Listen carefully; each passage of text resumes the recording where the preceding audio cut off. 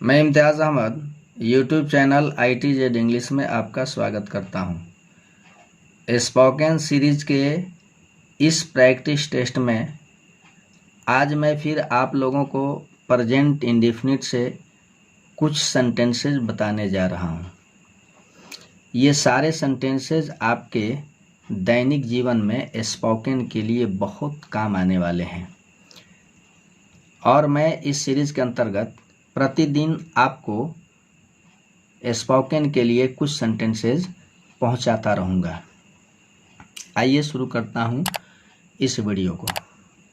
पहला सेंटेंस मैंने रखा है, पानी 0 डिग्री C पर बर्फ़ बनता है।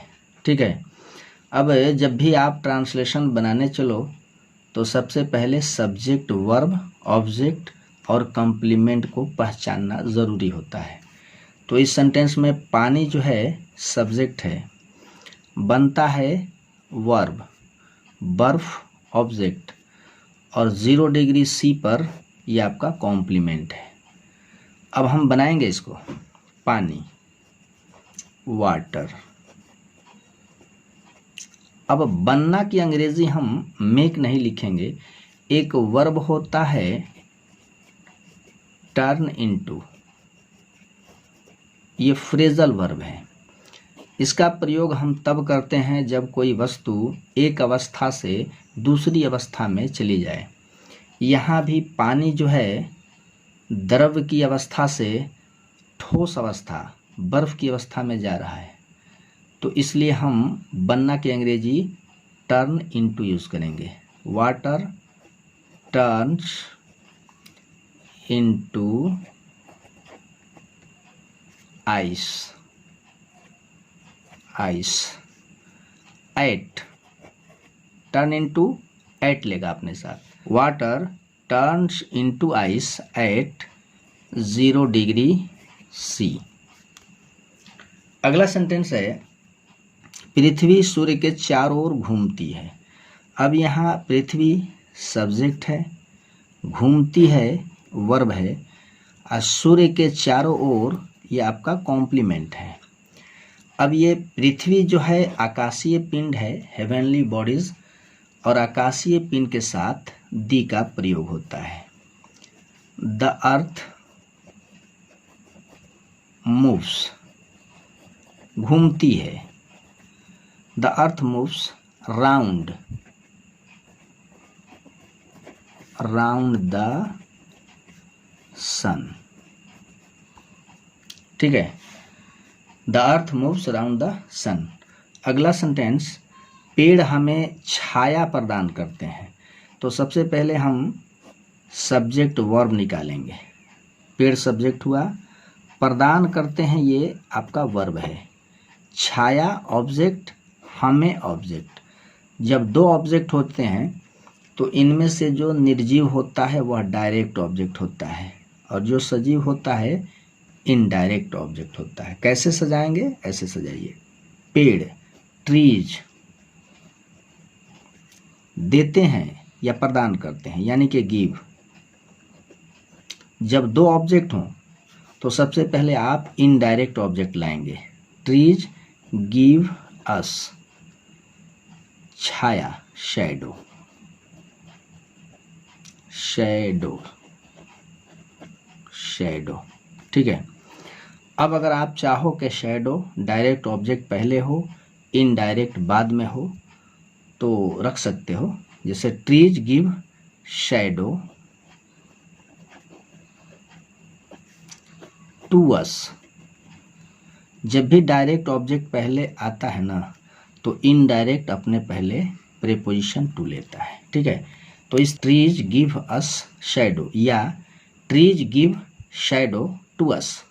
अगला सेंटेंस है, हम फल चाकू से काटते हैं। यहाँ हम जो है सब्जेक्ट है, काटते हैं ये वर्ब है, फल जो है ऑब्जेक्ट है, चाकू से कॉम्प्लीमेंट है। अब सजाते चलेंगे, हम यानी कि वी, काटते हैं तो कट। अब ऑब्जेक्ट आएगा फ्रूट। अब जब भी कोई एक वस्तु क्रिया को करने का साधन बनती हो तो से की अंग्रेजी विद हुआ करता है। अब यहाँ काटना क्रिया के लिए चाकू जो है साधन है, इसलिए हम से की अंग्रेजी बनाएंगे with. We cut fruit with the knife. Clear. अगला सेंटेंस, कुत्ते रात में भौंकते हैं। अब कुत्ते सब्जेक्ट है, भौंकते हैं वर्ब है, रात में कॉम्प्लीमेंट। अब ये कुत्ते जो है ये कॉमन नाउन है, और कॉमन नाउन जब भी प्लूरल फॉर्म में हो तो इसके साथ हम दी का प्रयोग नहीं करेंगे। डॉग्स, भौंकते हैं बार्क, कुत्ते भौंकते हैं रात में, तो बार्क अपने साथ एट लेता है, at. Dogs bark at the night, night. Next sentence बड़ी खूबसूरत है, शांति प्रगति लाती है। अब शांति सब्जेक्ट, लाती है वर्ब, प्रगति ऑब्जेक्ट। पीस, लाना का होता है ब्रिंग, तो पीस जो है ये अनकाउंटेबल है, अनकाउंटेबल सिंगुलर होता है, इसलिए हम वर्ब 5 का प्रयोग करेंगे। Brings, piece brings. शांति लाती है क्या, प्रोग्रेस, प्रोग्रेस। ठीक है। अगला सेंटेंस, सूर्य हमें प्रकाश और ऊर्जा देता है। अब यहाँ सूर्य जो है सब्जेक्ट है, देता है वर्ब, हमें जो है ऑब्जेक्ट है, प्रकाश और ऊर्जा ये भी ऑब्जेक्ट है।